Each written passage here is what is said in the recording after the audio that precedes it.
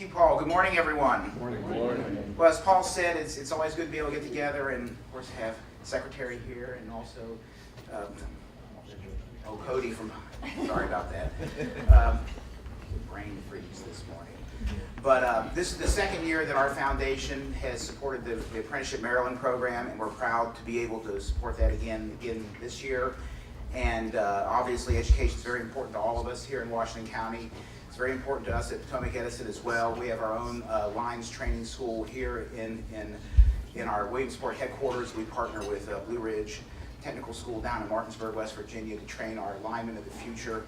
As we all know, looking around the room, none of us are getting older. I know there's lots of young people in the room, but I'm not getting any younger myself. So we've got a lot of challenges going ahead of us, as a lot of businesses going forward with hiring new workforce and getting trained folks in especially skilled labor.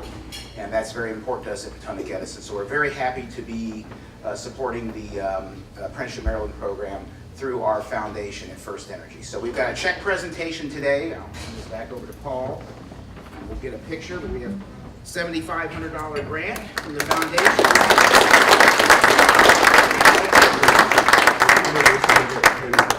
Just get out on the podium and we can put this in the sign.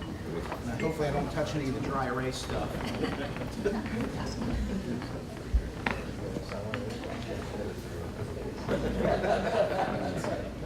Tim's got it. Okay, well, I'm holding Tim. Or we got a real check. All right, right here. They didn't want to sign it. Oh, you're welcome. I'm going to take the fake one and give you. Yes, please. How about that? That goes All right. Thank you. Another round of applause for Potomac Edison. Thank you, Jim. And I'm sure the Secretary will talk a little bit about apprenticeship and the opportunities here in Maryland for workforce development. Before I bring up our sponsor, who will say a few words and then introduce the Secretary, I just wanted to note this is a third in this kind of series of workforce development education. In September, we had an on-track presentation talking about the work that's being done in the community. And then last month, we had folks from B&D Consulting about technology and the change it's having personally and professionally in all of our lives. And so today we're going to be talking about apprenticeship and some other workforce development issues. And it's good timing because in the paper this morning, nearly 6,000 jobs available in the area. So that's the good news. The other news is we have to have people to fill those specific jobs. So we'll talk a little bit about that this morning. If you haven't read this article, it's a good article. There's some good initiatives going on here in Washington County.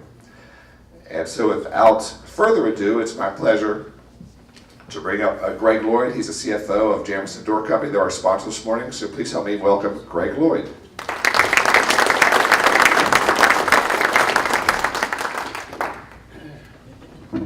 Good morning. Jamison Door Company is very happy to sponsor today's event. Certainly workforce development is an important issue to everybody in the county. We at Jamison have been around since 1906. We have 3 plants here in Washington County, and we need workers every day. We could hire a ton of workers if we could only find the qualified people to apply and want to work. Seems like a lot of people don't want to work overtime and various other issues, but we all have our issues, and we're very eager to listen to what Secretary Schultz has to say this morning. On a personal note, John Williams apologizes for not being here, and he was very impressed with our speaker this morning when he asked questions down in Annapolis a couple years ago. And that evening, got an email from Secretary Schultz saying, I heard you, and I've given your message to another person in division who will get right back to you, and they did the following day. So the responsiveness of our secretary and the new administration is very good, and we're very happy that you all are in place. So without further ado, Kelly Schultz was confirmed as Secretary of the Maryland Department of Labor Licensing and Regulation in February of 2015. Former member of the Maryland House of Delegates representing Frederick County, she served on the Economic Matters Committee from 2011 to 2015. In addition to local issues, then Delegate Schultz took special interest in legislation relating to banks and other financial institutions, business occupation and professions, economic development, labor and employment, unemployment, insurance, and workers' compensation. She brings a wealth of knowledge to the Maryland Department of Labor from her years of experience working in the government, in the private sector, and is a small business owner.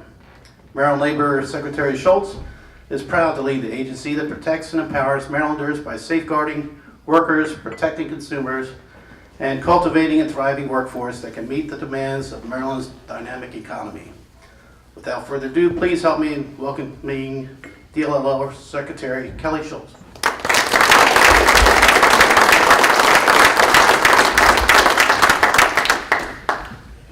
Thank you. It's great to be here in Hagerstown this morning because it's the opposite direction of me normally going to work and the easier commute, by the way. I want to thank, of course, our sponsors at Jameson Door. It has been a great relationship that we've been able to share with that particular company, and going out and touring your facilities here in Washington County was quite the eye-opener. If nobody has done it yet, I'm sure that you'd be able to get a wonderful tour, but obviously gave us a little bit of insight as to some of the needs that they had in moving forward. I want to thank Paul and your team here at the Chamber. Going back to Frederick County days before Washington County stole you away from us. It was great to have you in Frederick County, and obviously also wonderful to have you as a partner here just across the line. And of course, to my friends at the table back here from First Energy Potomac Edison, I can't tell you how crucial they have been to us being successful in our Apprenticeship Maryland program, which I will talk about. But when we knew that the legislature had tasked us with the great opportunity, we call it, to be able to develop a program, start up a program from scratch that nobody in the state, let alone the country, really had any idea how it was going to work. And then they told us, by the way, you don't have any money to fulfill this plan, but good luck, and we know you can do it. And of course, the first phone call that I made was to my friends sitting at the back table over here, knowing from the legislature how involved they were with the community initiatives, how much they needed in order to be able to develop their own workforce. I knew it was an issue that was very near and dear to their heart. And for them to be able to offer, to be able to support these programs in both Frederick and Washington County, you have my extreme gratitude, gentlemen. Thank you so much. And our other partners here today, which is the Washington County Public Schools, who have stepped up. When we started the Apprenticeship Maryland program, we are in our second of our 2 pilot years. And when we put out the RFP to all of the school districts across the state for this amazing, like I said, opportunity to get involved in a program from the bottom up and not get paid for it, Washington County Public Schools and Frederick County Public Schools, ironically enough, are the only 2 school districts that looked at this as an opportunity to be able to create something different and possibilities for their young people. So my kudos goes out to Washington County to be the leaders along with Frederick in this really wonderful opportunity for our young people. But what became very apparent to me is that this is an important opportunity for our young people to be able to understand and determine what their career pathways may be in areas that they had no idea that were even career pathways for them. But I've also noticed through our participation with our partners and those stakeholders, the businesses that are out there, how important this opportunity is for them. This has created some wonderful possibilities, and not only in Washington County, and I will, by the way, Paul, read this article because I'm very interested in finding out what locals have to say about it, but when we look at economic development, workforce development on a national level, we're talking about retention of our own people. And there are geographical realities to where we are. Washington County is considered a rural county. It's a rural jurisdiction. How do we retain our students that we're doing a nice job of educating in order for them to be able to create a home, for a lifelong home here in Washington County, and contribute back to the economic reality and growth of the entire state? And retention is difficult. Recently, there was a report that was put out by the National Skills Coalition, and it was reported in the New York Times saying, hey, in order to be able to do this in rural counties, we have to start with these young people at a very early age to be able to identify with them the type of jobs that are here, these 6,000 jobs that are available in Washington County. I can tell you there's probably not that many people that even know that these 6,000 jobs exist, or who are prepared in order to be able to satisfy those needs. I'm heartened to know that we have several different types of industries that are here. We have a trades industry. We talk about Jameson Door and having the ability to be a craftsman, to be able to use your hand, to be able to have those skills. We obviously also have more high-tech initiatives and those businesses that are represented here as well. Apprenticeship Maryland covers all of them. Because the idea around Apprenticeship Maryland is, always has been, and always will be about those STEM occupations: science, technology, engineering, and math, and advanced manufacturing. And we have been able to identify, particularly in the rural counties, how many occupations out there that really fit into what we consider to be STEM occupations. So here's a couple of oddities and what we as a community overall and as a society have read into a couple of these terms. So I know you all are pretty well versed, and many of you have heard me talk about this before, but I think as soon as somebody comes in and they start talking to you about apprenticeships, you're immediately going to think of the skilled trades. Right, you're going to think of our ABC partners here that are training their individuals to go into plumbing and electrician work and carpentry and welding and high powerful equipment. And that's a great apprenticeship program. And we need those now more than ever with our booming economy and those construction trades needing, and they're looking for part of these 6,000 jobs. And those types of apprenticeships have worked in this country for a couple hundred years. Congratulations, we've done a great job with that. However, that model of that academic piece, where we have now our public high school system, that academic piece partnered with an on-the-job training, an earn while you learn type of potential for our students in every occupation. In the high-tech jobs, in the low-tech jobs, in the skilled trade jobs, in the healthcare. Every occupation that we can consider to be an occupation for our young people, why would we not pick up where we left off with the building trades and bring that to other industries so that they can begin to immediately train and retain their employees of those that are at home coming out of our school systems. And so that's what Apprenticeship Maryland is all about. Some people find it a little odd. Some people say, you can't be an apprentice in a bank. Well, yes, you can. You can't be an apprentice in a hospital. Well, yes, you can. And we're showing them how to do it. So we're showing the students how to do it, and we're showing the businesses how to do it. And I just want to point out real quick, Jeff Smith, who's here today with us from our office, and many of you may have run into him here in Washington County. He's been traveling throughout Washington and Frederick counties talking to businesses with his partners in the Office of Apprenticeship out of the Department of Labor, and doing a really good job of showing people exactly how we're able to succeed in what we are intending to do. So apprenticeships is a big part at the youth level.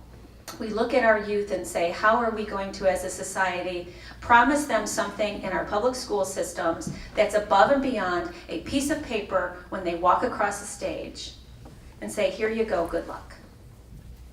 Let us know how those college applications go. We'll be able to pat you on your back, and we'll be able to say good job, and we'll praise your alma mater and your new college. Or if you're not going to college, here's your piece of paper, good luck. I hope you have some skills that are going to be able to help you get employed tomorrow after your graduation ceremonies, because otherwise you've got nothing. And that's no take on our public school system. That's no knock on anything that they're doing. It is a wake-up call to the rest of us to be able to say, what is our actual motivation? Is our motivation only to create a career pathway that has something to do with the college readiness? And we have federal standards that we have to be able to implement, and we have to be able to show our performance in those areas. Well, our performance is supposed to be, right, WCPS, college and career readiness. And somewhere along the way, not just the state of Maryland, not just our individual counties, but nationally, we had lost sight of that career readiness pathway.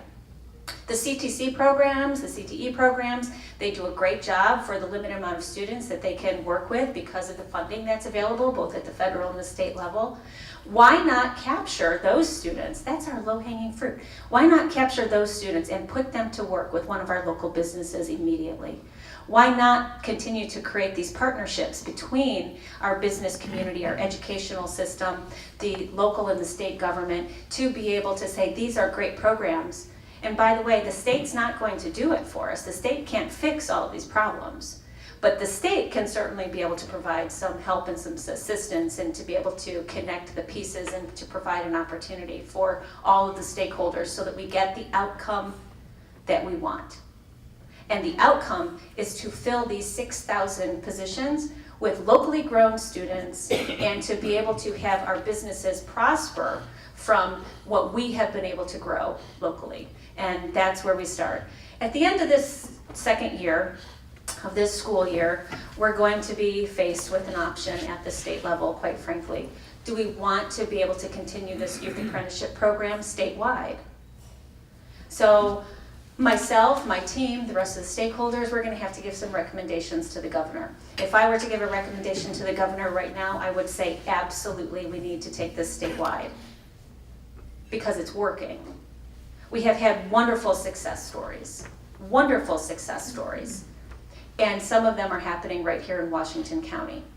But we've also had lessons learned. And like any pilot program, like any opportunity that you're trying to build from the ground up, you want to be able to make sure that you're listening to the community in which you're intending to serve. So we have heard that we need some more boots on the ground. So we applied to the federal government. We said, hey, federal government, we have these wonderful opportunities here in the state of Maryland. We have innovative thinking, we have willing participants, and we have a path to move forward to create something extraordinary. And they said, okay, here's some money. We're going to give you a little bit of money. So we got about, it took a little bit more than that, by the way. We had to like write something down on paper and wait a little bit of time. But we got about $2.5 million to be able to assist in our efforts and what we're trying to do. Some of those funds we decided, and we did listen to the school systems in both counties, and we said, you know what?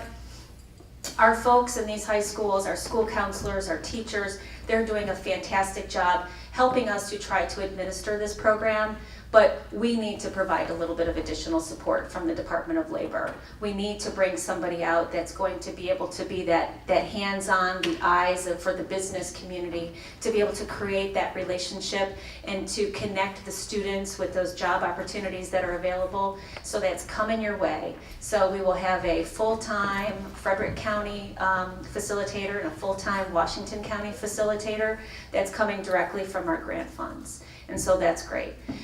We have additional funding. Many of the folks that we talk to, they have a concern. They say, well, how can these businesses support? You know, some of these businesses, they don't have room in their budget in order to be able to pay these students the amount of money that they need, which by law says has to be at least minimum wage for at least 450 hours in order to complete the program. And that's where our friends at First Energy come into play. So there's $7,500 in Washington County this year and last year has gone into a fund which helps to support those small businesses when they apply for a grant through, I believe, the Community Foundation here. And I'm trying to remember who's holding the funds here. At the chamber has the Education Foundation at the Chamber of Commerce. The small businesses can apply to help assist them in paying for that. And my math isn't good, and the minimum wage rate continues to change. But I think it's about $3,675 is what those 450 hours come out to at minimum wage at this point in time. So those small businesses, and this is what you all need to know, this is something, if you're willing to put something in and to help us and to help train your employees, you can be given some money from the Chamber of Commerce's fund, thanks to our friends at First Energy. That's how we create a program that it's all going to come together and it's going to work. Apprenticeships are not just for high school students. Apprenticeships are for anybody. If you ask the folks at ABC and their programs that have been traditional, you have students and trainees that are coming right out of high school. You have some that are going into this as a second profession. You have folks that are at every different type of level in their lives and on their career pathway. And they want to be able to do something a little bit different and to be able to have an education while they're actually getting paid for the work that they're doing. So we've gone to the university systems and had that really uncomfortable conversation with them. You think it's hard having a conversation with our public school system about apprenticeships? You should hear, talking to some of the presidents of some of our universities in the state about the idea of apprenticeships, and they say, hey, hold on a second, apprenticeships isn't for us. And I said, well, yes, it is. And they said, can't you change the name of it? Do you have to call it apprenticeships? And I said, well, yes, I do. Yes, I have to call it apprenticeships because that's exactly what we're building here. We're building a system, a workforce development system. We have placed apprenticeships in our toolbox, and we are taking it to every level.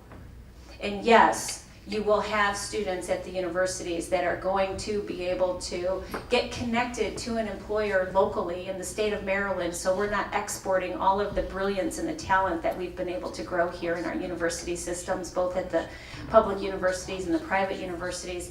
And once you sit down and you have this conversation with them, it's amazing how it clicks.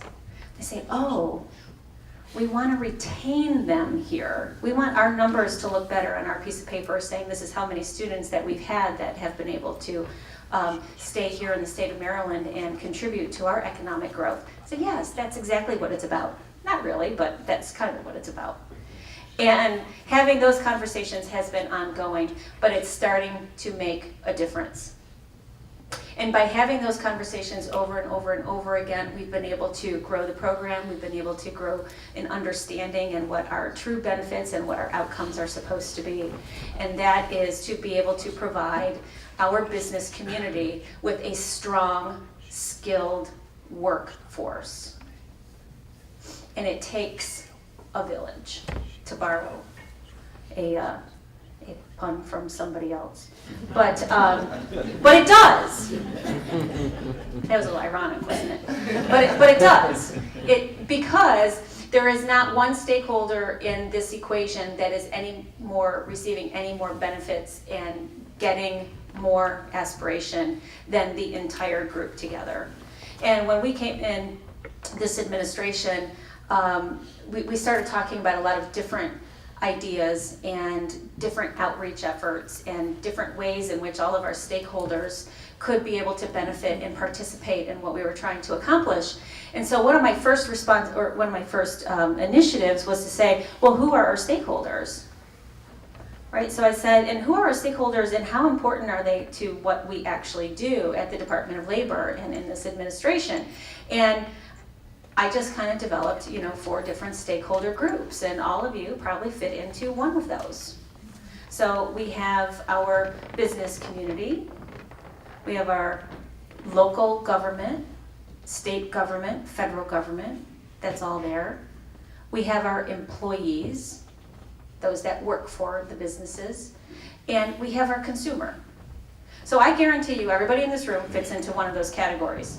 And who in this room is going to say that you are any more important than somebody in the other category? Probably, well, maybe a couple of you might think you're more important, but we're not, right? So we have divided everybody up and say you all have 25% stake. Those of you that are fortunate enough to be a part of a couple of the different categories may feel as if you have 50%, but no, really, you're equal, compared to everybody else. So everybody has a 25% stake in what we do. So we are all equal and we want to all participate at the same level and be able to benefit from the same type of possibilities and the opportunity and the outcome. So with that, that's how our workforce system has been created.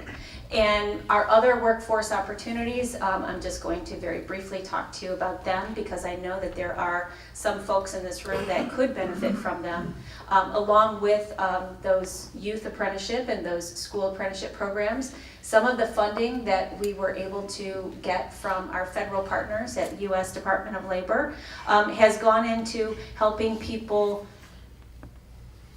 set up their program. because it's a new program.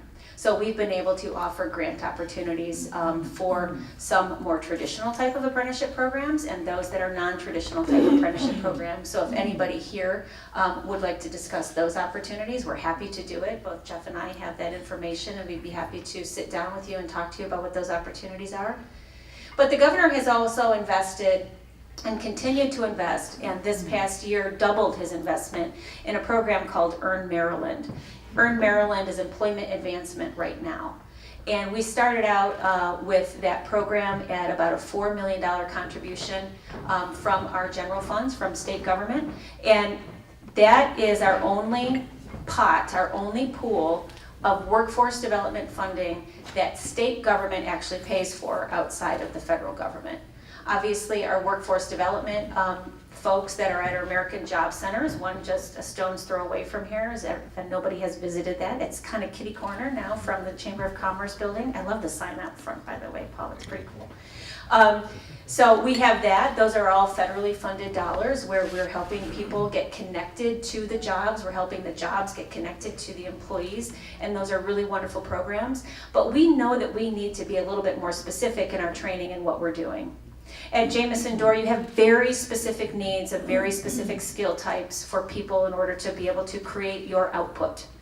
And in doing so, we have asked businesses to come together in certain areas. We have high-tech jobs, we have cybersecurity jobs, we have biotechnology, life sciences, those in healthcare, those in the skilled trades, those in finance, and we have green energy. So we have a lot of different types of categories, and groups of businesses come together, at least 5 different businesses in a specific industry, and they form a partnership.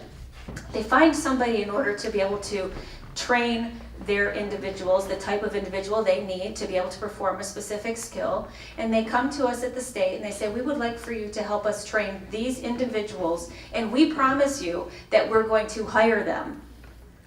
There's a concept, right? So for years and years and years, decades and decades, we've been training a lot of people to do a lot of things without any probability that they would be hired by a specific industry group, a specific business. We have standards that are put on all of our businesses that are involved in these programs, and we have about an 85% hire rate from all of the students that come out of these training programs, and about a 92% retention rate.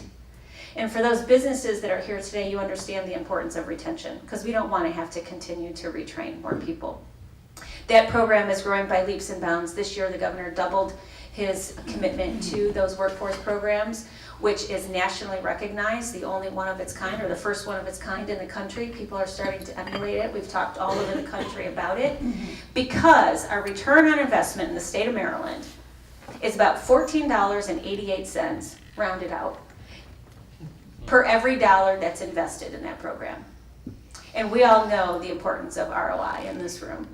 And the average workforce development program nationwide is about $3.42 per dollar. So we've been able to come up with a formula that's creating an output, something that is very important for both the businesses and those that are going through the specific trainings. So we are actually wonderful to have the opportunity to talk to you about that as well, and I'd be open to any questions, or Jeff would be open to any questions, even though Jeff is only a surrogate for that program today because our director is back in Baltimore, but happy to open that up. And I know I promised Paul that we would leave some room for questions, so I'm just going to talk briefly because I have all of you in this room. We have 1 year to continue to get some really good things done. 1 year guaranteed that I know that actually today have 369 days left to get something done. The governor 3 years ago gave us a countdown clock for Christmas, and it was my Christmas present from the governor. And he said, everybody has to put this on your desk in front of your computer, and it counts down by the days, the hours, the minutes, and the seconds. So if you see me sometimes like real nervous and shaky, it's because we have a countdown, because we have things that we need to get done.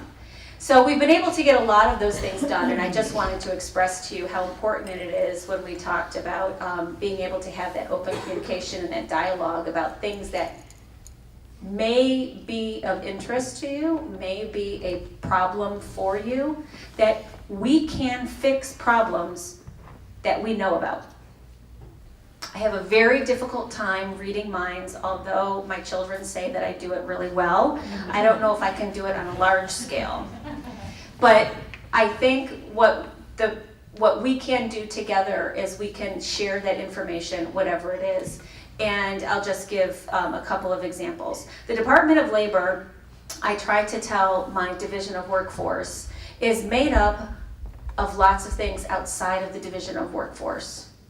And they all look at me and they say, nuh-uh, workforce is all that you've got going on. And I'm like, nuh-uh, no it's not. Even though it's the most fun, and it's a great group, and we have great outcome. But we have some other really sexy topics at the Department of Labor, one of which being the Division of Unemployment Insurance, which is, it's why I get up in the morning.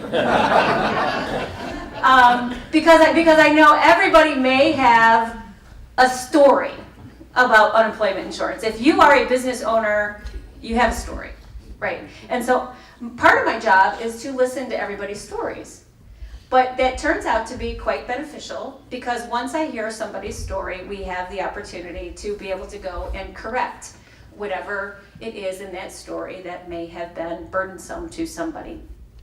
So I'm here to report to you today that by this coming spring, we will have finished about a 3.5-year project of a modernization program. It's a $60 million improvement, let's just say, in our unemployment insurance delivery system, which is going to benefit both the claimant and the business owner, and we should be going live by the spring. What does this mean to all of you? Your headaches are going to be those that still have fax machines. You might now be able to get rid of your fax machine because we can actually accept emails in the future. Not yet, so don't get rid of your fax machine yet. Just give me another couple months.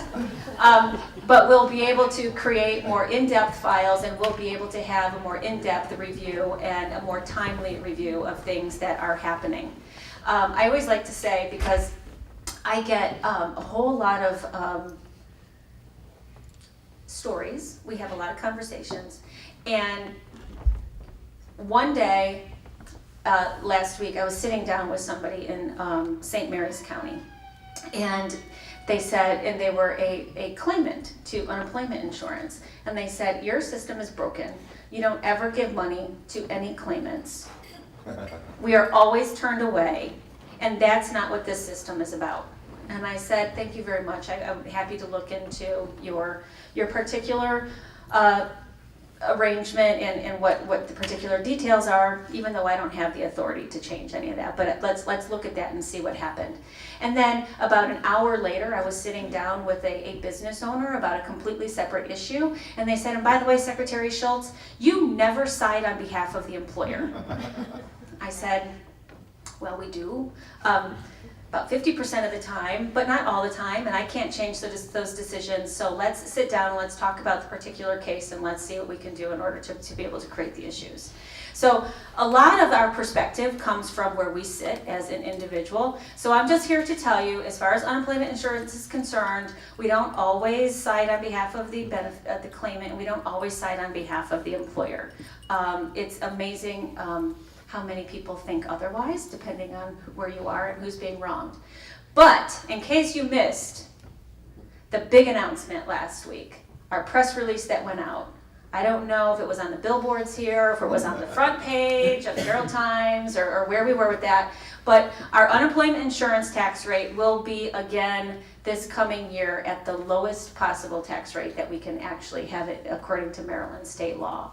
So that is a benefit that is real. It'll be in Table A, and the way that our structure is set up is, as you all know, you have to pay your unemployment tax to us. We are tax collectors in that realm. But it will be the lowest possible tax that you can pay, and this will be for the third year in a row that the tax rate has not increased. So I'm really excited about that.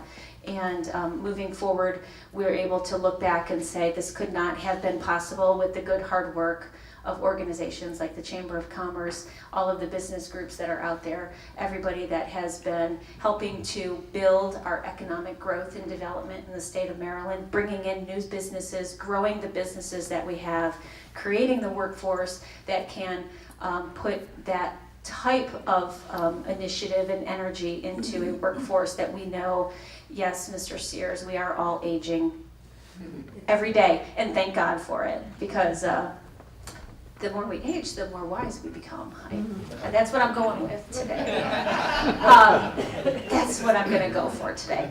But we are all able to create this path moving forward, and that Governor Hogan sees as our future in the state, which is a continued level of growth. And with that continued level of growth, we are bringing our unemployment insurance down. Obviously, 0.4% lower than the national average. We're at 3.8% here in the state of Maryland.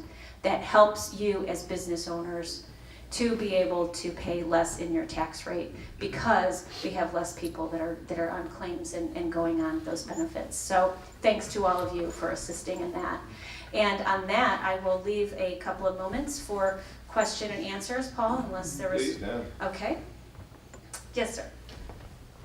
A couple of feedbacks we received from businesses Yes, sir. on apprenticeships suggests that there are rules that inhibit their ability to hire interns or apprentices, minors in the workplace, restricts their ability to do things. And so basically one individual said, I have them come in and all they can do is just stand around and watch. So when a company has that kind of a problem, how would you suggest they address that? Well, I would suggest calling us and talking to one of our apprenticeship facilitators, our navigators, because there are laws where, I mean, depending on what type of an apprenticeship, the trouble that First Energy was getting into when they were talking about bringing on apprenticeships for themselves is, well, a 16 or 17-year-old can't touch a, what do you guys call them? The big electric things? Big electric thing. The big electric things. Those things that, make our lights go on in our house. Thank you. Thanks, Dave. This is why I keep Dave around. He justifies everything I said about getting older and wiser. But here's the idea of an apprenticeship.